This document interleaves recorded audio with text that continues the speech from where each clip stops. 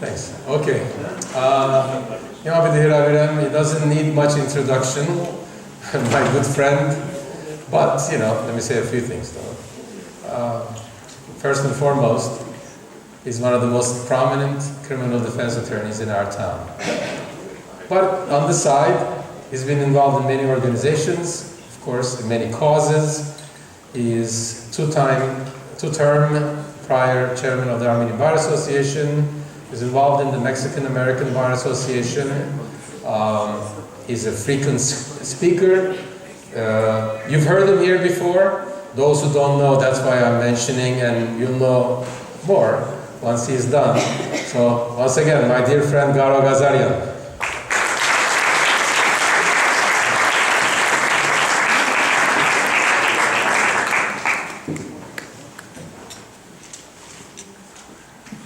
Thank you, Edwin.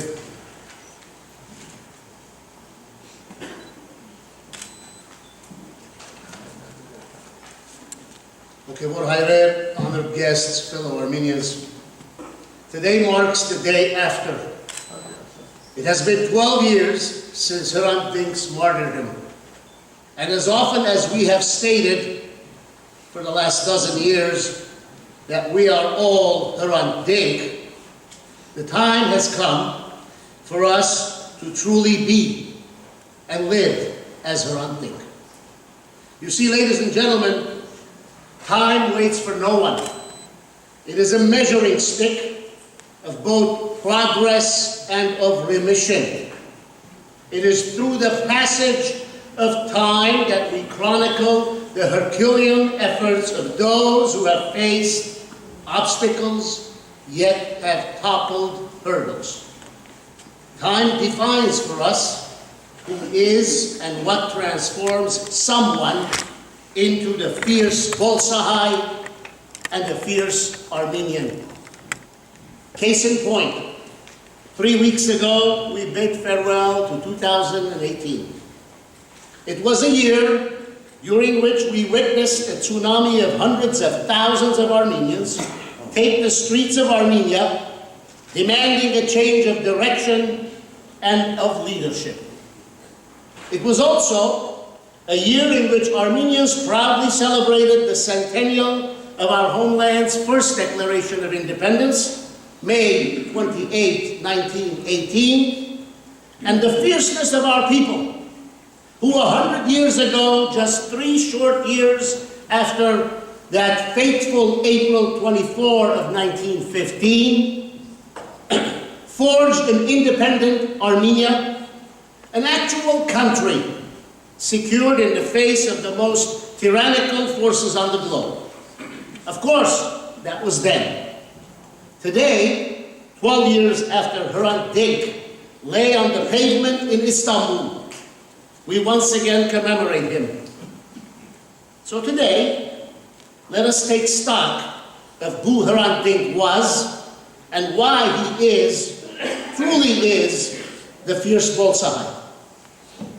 For starters, he embraced, as should we, our true condition, on the very soil where that condition was interrupted but not ended. He looked for, as should we, for those trees of which our grandfathers spoke, the creeks of which they sang, and the rustle of the leaves of which they wrote. They are still there, and among them, even human beings. Many of them Armenians. Some with names they remember, some with stories they recall, and some with hopes that they can almost still summon. Hrant Dink knew all of this, and rather than running away from those facts, he ran towards them. He ran and embraced them. So it is against these facts that his legacy must be measured. Justice. Justice for assassination of Hrant Dink will not come in a courtroom. Just as justice for the assassination of Martin Luther King did not. It will come but it will come in the most unorthodox of ways. It will come when the term Armenian is no longer meant as an insult in Istanbul or anywhere else in Turkey, anywhere else in historic Western Armenia.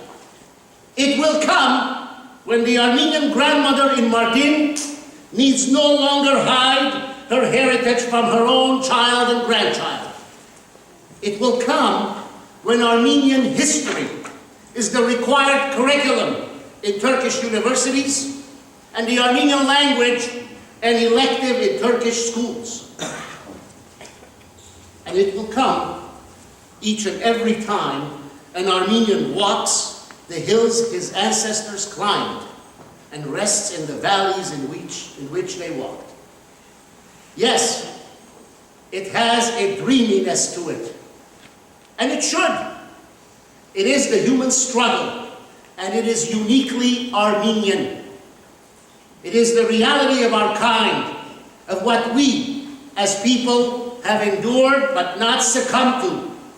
Unjust and ugly, imperfect and unclean, scabbed yet unhealed, unfulfilled but still breathing. It is our most difficult chapter in that absolutely human struggle. Hrant Dink understood it as such. His wife Raquel and disciples from Garo Pailan to Nisanyan to Kavala, Fetia Chetin, Aristalchi, Sayat Tekir, and yes, Zakaria Moldanoglu and Haiko Baghdad, they understood it too. It is time that we understand that fierceness of character has no understudy. Fierceness of character has no understudy. Each fierce Armenian is unique in depth, in reach, and in vision. And let me be clear. The question is, how should we strive to be more like Hrant Dink? It is a question that begs an answer from each of us.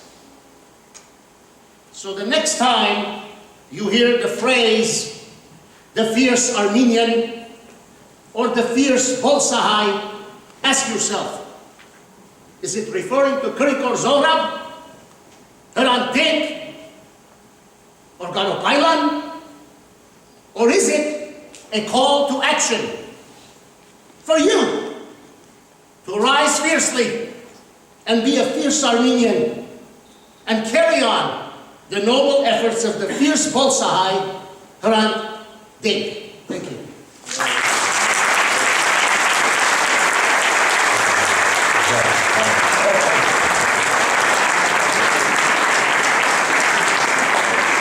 Thank you, Garo.